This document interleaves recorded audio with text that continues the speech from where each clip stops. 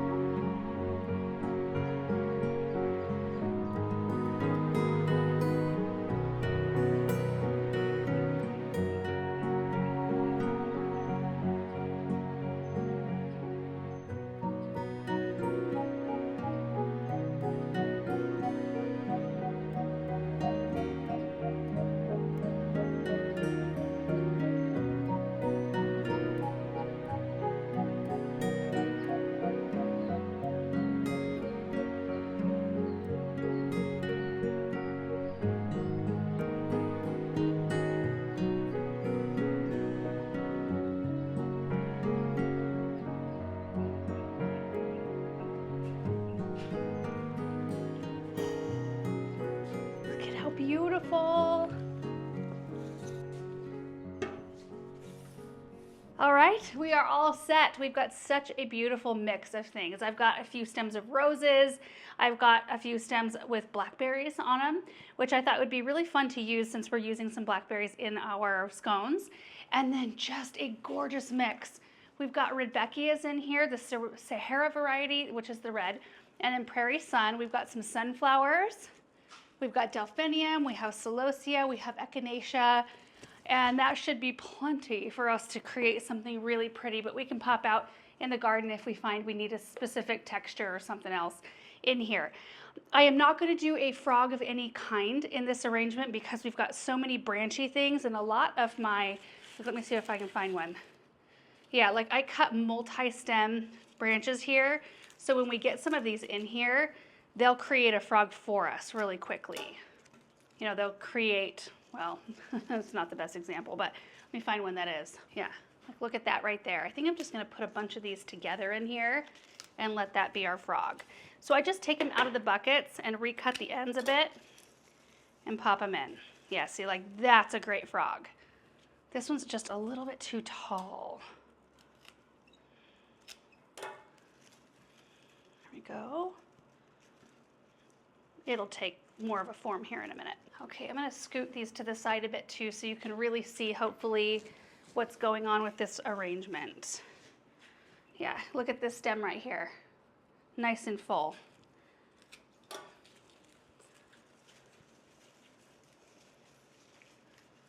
that's so beautiful. This arrangement is going to be seen from the backside too because I'm putting it in the center of this table. And typically if I'm going to have people all the way around a round table, I like to have something shorter so you can see everybody.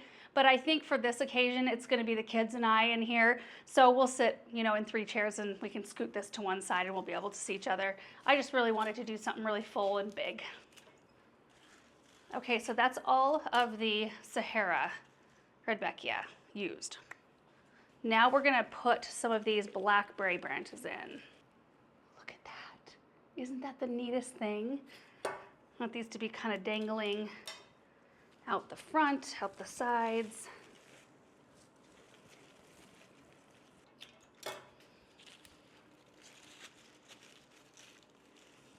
I think the color of these mirror the center of the Rudbeckia beautifully.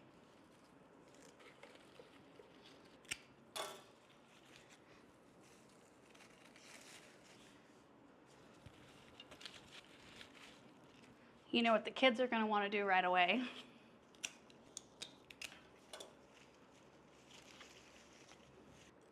This one doesn't have any ripe berries, but I really like the texture of even the unripe ones. That's so beautiful. Okay, this, I can't remember what kind of rose this is, but it is so full of thorns. Oh my goodness. Do a little cleanup on along the stem here.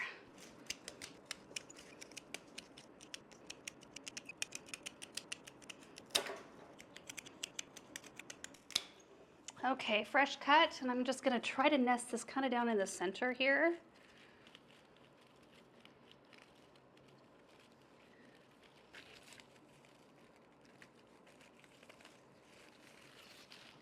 You can go to all the trouble of taking all the thorns off if you want. It does make it easier to slide these down in for sure. Berry fill on the floor.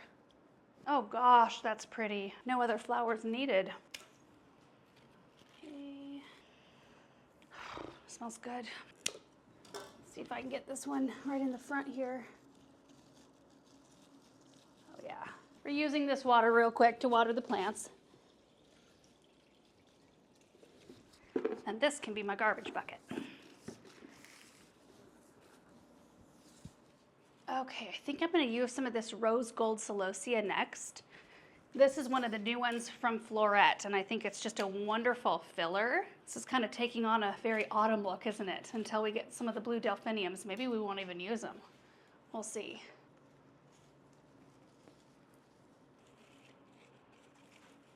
Like, what do we think? That'll add a different vibe to it for sure. Let's check it out. Kind of love it.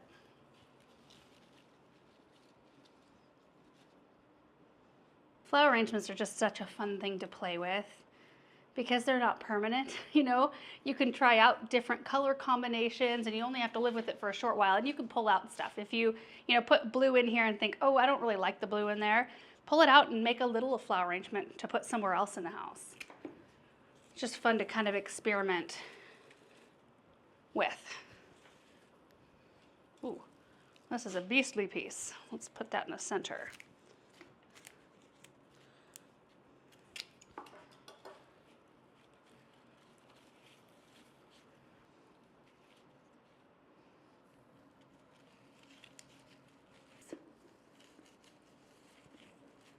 Okay, now how do we feel about yellow in this one? Let's put this in here. Oh, that's kind of fun, right? Let me see from the front. Oh yeah, that kind of brings it all together, doesn't it? Tuck some of that yellow in. Oh, so pretty.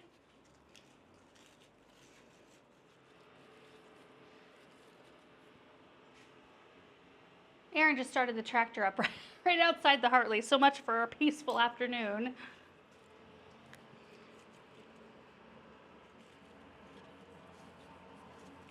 Okay, the flower that I do not think is going to make it in here at all are the sunflowers. Usually if I've got a really bulky flower, I like to try to work that in toward the beginning so that we've got enough space and we can kind of work around it. And I forgot I had them. So they're sticking out the front of the bucket.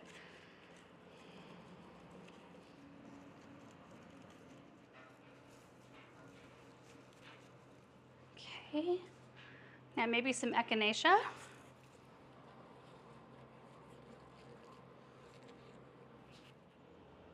I'm looking for thrips. I don't see any thrips. Usually this is the point where I can see them. When I've been messing with flowers a lot on a dark surface, I can usually see them crawling around and I don't see a single one. Zero thrip activity. You've got to be kidding me. That's so awesome.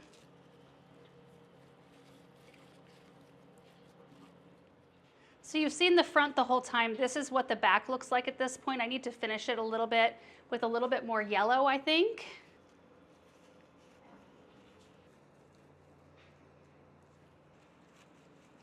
Okay, so I think that this one is done. Let's take a look all the way around. Oh, I love it. Isn't that beautiful? We still have some flowers though, so I'm gonna go grab another vase. Okay, ready for round 2.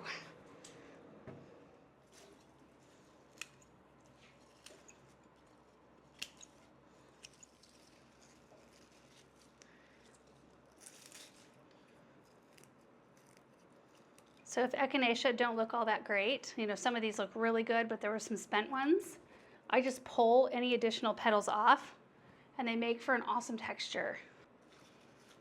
Okay, we gotta work with the sunflowers next.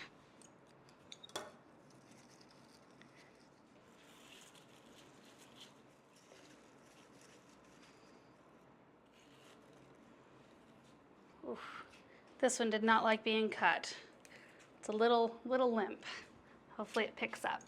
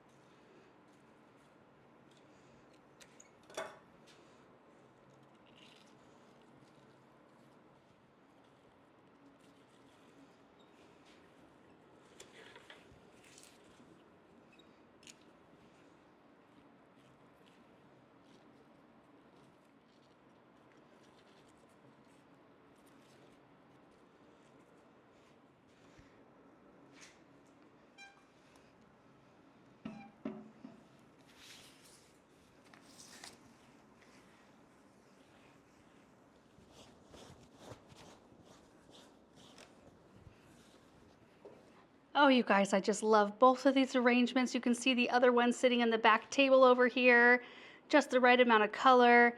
And I just love how this one turned out. Just abundant, full of color, utilizing so many beautiful things from the garden. And that's what today is all about, is just enjoying some of those things that we've put the time and effort into growing. And they look so beautiful out here. So if we get close, you can see the blackberries cascading out the sides. The red back here just so awesome, and they've got such a long vase life. And I'm loving this rose. I'm gonna have to run back out and see what variety that is because the rosette is beautiful.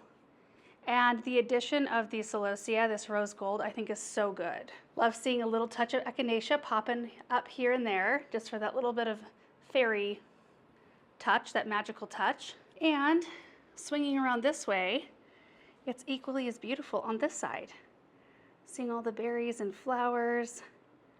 And then a close-up look, I just utilized every last flower that we had left, trying to make the most of them. And I think that that is just a really sweet arrangement right there. And here are the buckets. I actually kept my mess contained fairly nicely. There were a few flowers that weren't super nice, so I didn't use them. And then there's all of our leaves and extra stems. So not too bad. I think we've set our scene beautifully for some scones later on today. I think our berries are good and frozen by now, so let's get into the kitchen and get those made. We're gonna follow the recipe exactly how they have it here in the magazine. So step number 1 is to preheat our oven to 425 degrees. Then to our food processor, I'm going to add 2 cups of flour, then 3 tablespoons of sugar, 1 tablespoon of baking powder. Now the recipe calls for 2 teaspoons of kosher salt. I would do only 1 next time I make it. So make that note. And then 1 teaspoon of ground cardamom. And then we're going to add in 5 tablespoons of cold unsalted butter that I've just cut up into little cubes. And I'm just gonna pulse that until the mixture looks kind of crumbly. When that's done, we'll pour the flour mixture into a large bowl, and then we'll get our frozen berries out. They look so good. We're adding a 1/4 cup of each one of these to our flour mixture. So a 1/4 cup of raspberries, 1/4 cup of blackberries, the blueberries and strawberries, both a 1/4 cup, and then we're gonna toss to coat in the flour, and that will help them kind of stay suspended in the batter. Then we gently fold in 1 cup of heavy cream, stirring until it's all combined. Then I'll put my dough out onto a lightly floured surface and just gently knead it until the dough just comes together. You don't want to over knead it here. We're going to cut it in half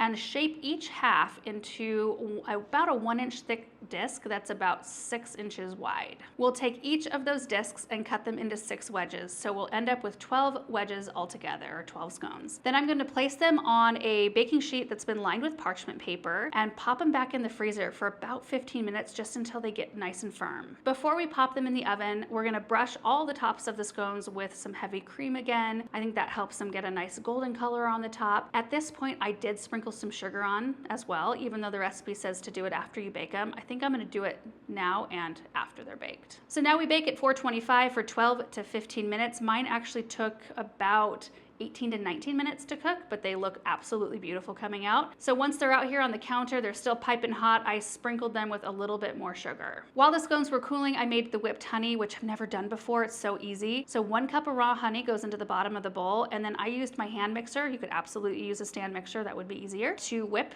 the honey. And the recipe says to do it for about 10 minutes. I think I capped it about 8 minutes and called it good, and it was beautiful.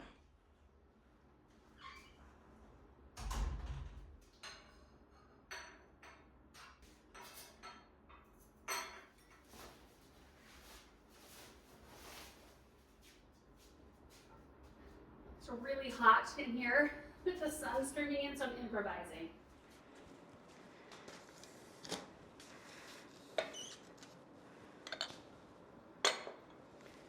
These turned out so beautifully. The perfect amount of brown on the edges and that sugar crust. I cannot wait to try it. And this honey, it looks luxurious. There is no other word for that right there. That is luxurious honey. Oh. And I've got the table all set. My mom is coming over to try one of these scones. So we've got my Lennox. This is Westmore. And I love this pattern right here, the china. We're gonna have a little coffee, and the kids are all set up with their little mini cups. And we'll figure out something they want to drink, and they'll be out here with us as well.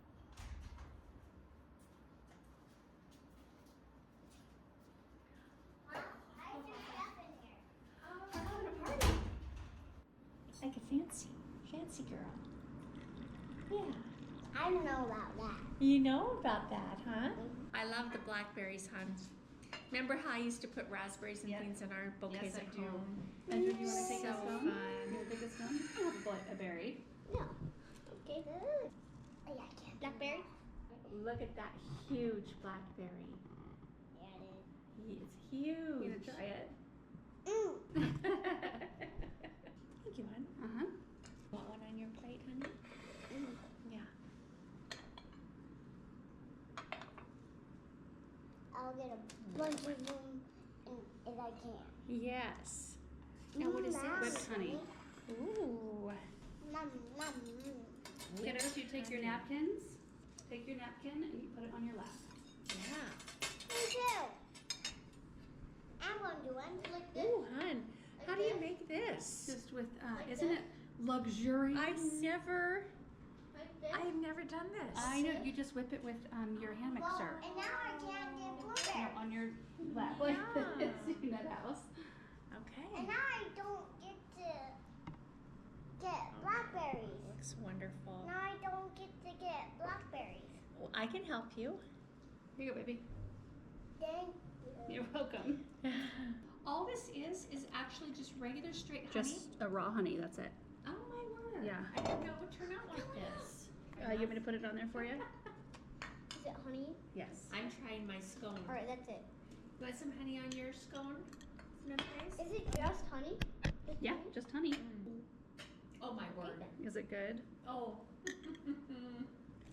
Mm. Tasty? So good. Mm. You love it, Benjamin? Yeah?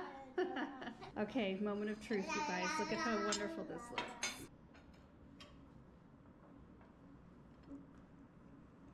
Mmm. Isn't it good? Mm-hmm. Yum. I want 1,000 of it. You want 1,000 of them? High praise indeed. I'm done. Oh, done. Already? Well, you guys, that could not have turned out any better. I mean, starting off here in the Hartley with beautiful flowers and something good to eat, some coffee, and then ending the day with a stroll around the gardens to look at pretty things. It's just fantastic. It's just been such a wonderful day. And I was just thinking about inspiration and where do we get inspiration from? And I get to ask that from time to time, like what do I read? What books do I like? What do I watch? You know, things like that. I don't spend a whole lot of time online. I mean, I'm on Instagram and I look at things there, some beautiful stuff, beautiful accounts there. I'm never on Pinterest. I don't even remember the last time I got on Pinterest because I think sometimes we can get on inspiration overload to a point where we kind of get overwhelmed and don't do anything in the end. So we can't decide what to start or what to do or what style we want to go with.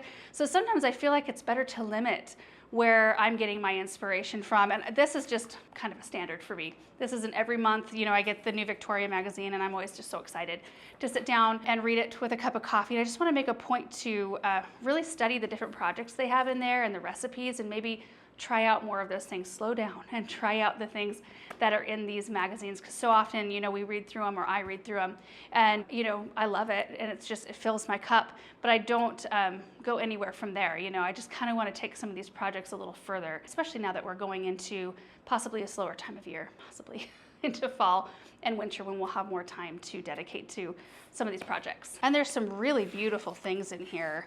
There's a couple more recipes I thought sounded really good as well. This one, chocolate hobnobs, has nothing to do with any garden produce or things from the garden, but they look delicious. And there's also, on the same spread that our scones came from, which ours looked every bit as good as those, there is a wildflower white chocolate bark. So it has dark chocolate, white chocolate, wildflower petals, pistachios, and pink peppercorns. I think that would be really good. And look at those tea sandwiches.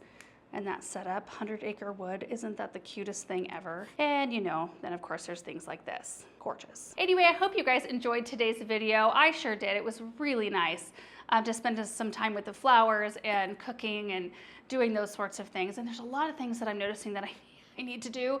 I need to replace this skirt back here, you know, the sink skirt that we did last year, I think it was. The fabric's all bleached out and it's so dirty. This whole, I mean, I cleaned the table and the cushions and stuff today because I knew we'd be sitting here. But like every plant is covered in dust. Everything is so dusty because, you know, outside the back of the Hartley, we have Dirtlands 2.0 back there. I actually think they're gonna finish the sprinklers tomorrow in that whole area and then we can seed grass. And then we have Dirtlands 3.0 right here. Aaron got all the sod scraped up and then we took it 1 gator load at a time out to our pile. And then today, while we were doing our flower arrangements, he was tilling. out here, and then he's gonna take, I can't remember what it's called, but it's something that levels it all out, and then I can repaint our grass line, and then Pedro's gonna work on sprinklers in here next. And I think Aaron wants to try sod in this area because it's gonna be so much smaller. It would be astronomically expensive to do the stuff in the back. So we'll do a seed, but we thought it might be kind of fun just to try it in this space. Maybe, we'll see. Anyway, thank you guys so much for watching the video today. Hope you're having a great one, and we will see you in the next video. Bye.